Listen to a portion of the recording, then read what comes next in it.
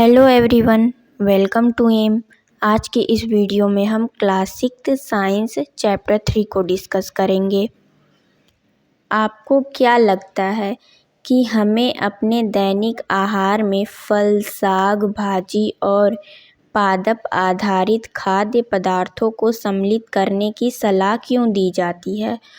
तो आप सभी ने देखा होगा कि डॉक्टर, मम्मी पापा और भी बड़े बुजुर्ग बच्चों को समझाते रहते हैं कि बाहर का खाना ज़्यादा मत खाओ, हरी सब्जियां खाओ, फल खाओ। ऐसा वो क्यों कहते हैं? आइए निम्नलिखित 2 अध्ययनों को पढ़कर ही हम कुछ खाद्य घटकों के महत्व को समझें। तो हम आज ये समझेंगे कि ऐसा लोग क्यों कहते हैं। अभी तक हमने भोजन के घटक में 3 भोजन के घटक को हमने पढ़ लिया है। कार्बोहाइड्रेट, वसा और प्रोटीन के बारे में हमने पिछली वीडियो में पढ़ लिया है। आज हम विटामिन के बारे में पढ़ेंगे। अध्ययन 1। पुराने समय में लंबी यात्राओं के दौरान नाविक अक्सर मसूड़ों में रक्तस्राव और सूजन से पीड़ित हो जाते थे। जो पहले के टाइम में थे, जो नाविक थे, उनके मसूड़े में सूजन आ जाती थी और खून निकलने लगता था। तो ऐसा क्यों होता था? क्योंकि वो महीनों महीनों तक पानी में ही रहते थे। वहीं पे वो नाव चलाते थे तो उसी में उनका टाइम व्यतीत होता था। 1746 की लंबी यात्रा के दौरान स्कॉटलैंड के चिकित्सक जेम्स लिंड ने देखा कि जिन नाविकों ने नींबू और संतरों का सेवन किया वे इस रोग से मुक्त हो गए। मसूड़ों से रक्त आना और उनमें सूजन होना स्कर्वी रोग के लक्षण हैं। अब एक डॉक्टर थे जेम्स लिंड, उन्होंने देखा कि जो नाविक जो खट्टे फल होते हैं जैसे नींबू, संतरा, अगर वो खा रहे हैं तो उनके मसूड़ों से खून नहीं आ रहे हैं और सूजन भी नहीं है, वो ठीक हो जा रहे हैं। और जो महीनों तक नहीं खा रहे हैं तो उनके मसूड़ों से खून आ रहे हैं, सूजन हो जा रहे हैं।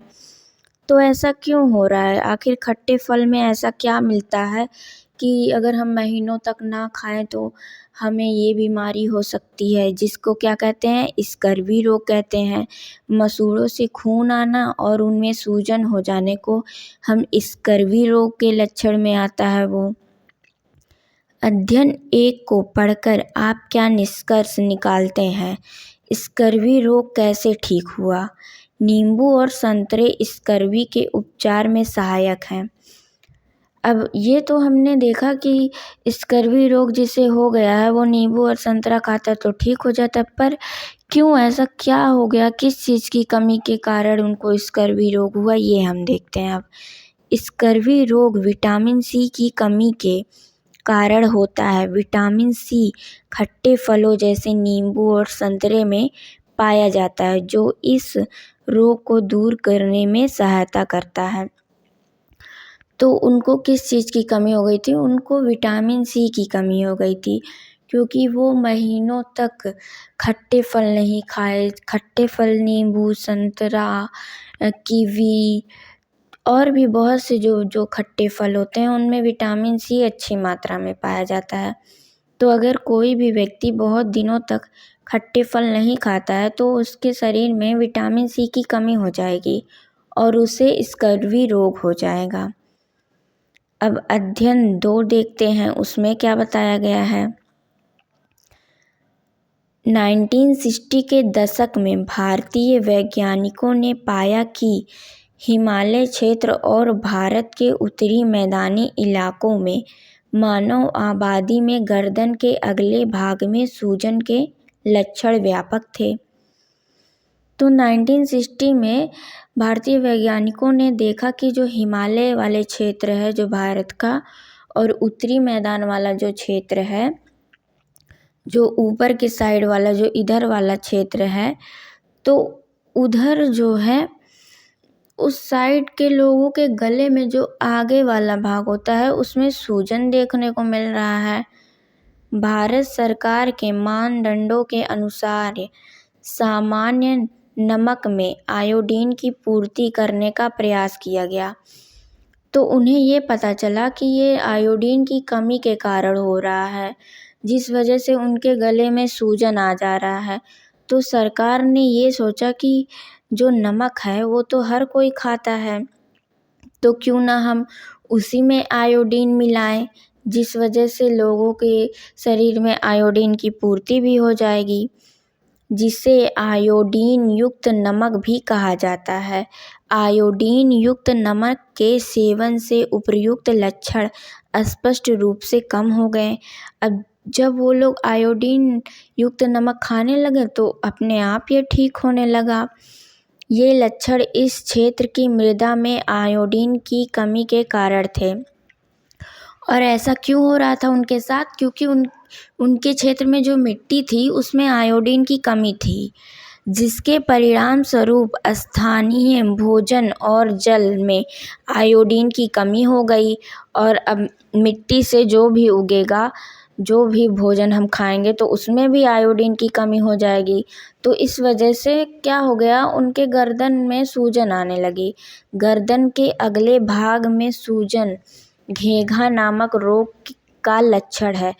तो जिसके आयोडीन की कमी से जो हमारे गले के में सूजन आ जाती है, उसको हम कौन सा रोग कहते हैं?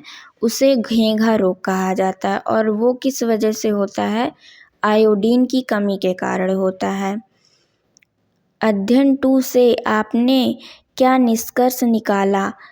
आपने समाचार पत्रों और विज्ञापनों के द्वारा आयोडीन युक्त नमक के बारे में जाना होगा।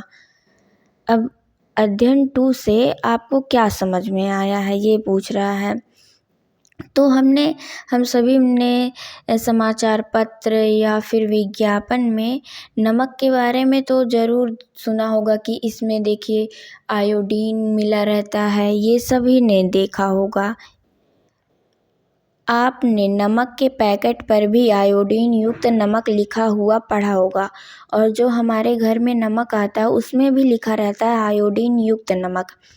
इसका अर्थ क्या है? वास्तव में आयोडीन युक्त नमक साधारण नमक ही है, और जो वो आयोडीन युक्त नमक है ना, वो साधारण नमक ही है जो बनता है, लेकिन उसमें क्या किया जाता है, आयोडीन के लवण मिला दिए जाते हैं, जिसमें वांछित मात्रा में आयोडीन के लवण मिलाए जाते हैं, जिसमें उचित मात्रा में, ना ज़्यादा ना कम, आयोडीन के लवण मिला दिए जाते हैं, और जिस वजह से हमारे शरीर में आयोडीन की भी पूर्ति हो जाती है।